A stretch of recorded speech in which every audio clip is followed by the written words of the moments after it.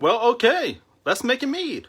You're going to need a fermentation vessel. So we're going to need honey. You're going to need an airlock. You're going to need yeast. You're going to need some sort of sanitizer. This is what I use, Star San. So you want to spray the outsides, spray a lot on the inside. What I'm going to do is use mango dragon fruit and cran-cherry.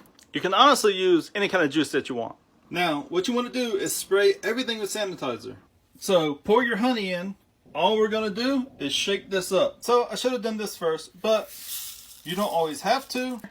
Pour a little bit of juice. Let that sit for 15-20 minutes. So next I'm going to put a half a teaspoon of pectic enzyme. Then a half teaspoon of wine tannin. Then a quarter teaspoon of acid blend. Pectic enzyme. Wine tannin. Acid blend. Stopper, shake it up again.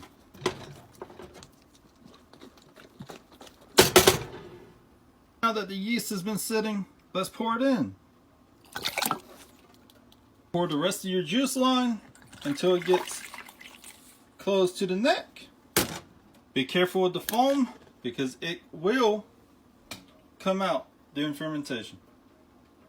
So next, you'll need a graduated cylinder and a hydrometer.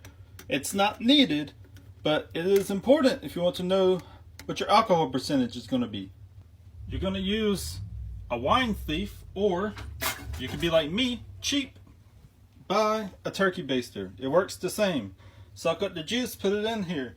We're looking at a 1.07 or 1070. So doing the math, figuring it out, that's going to leave us about a 9.19% alcohol if it ferments dry to 1.000. So put your airlock in, fill it up with sanitizer, or some people fill it up with vodka, like a really cheap Burnett's.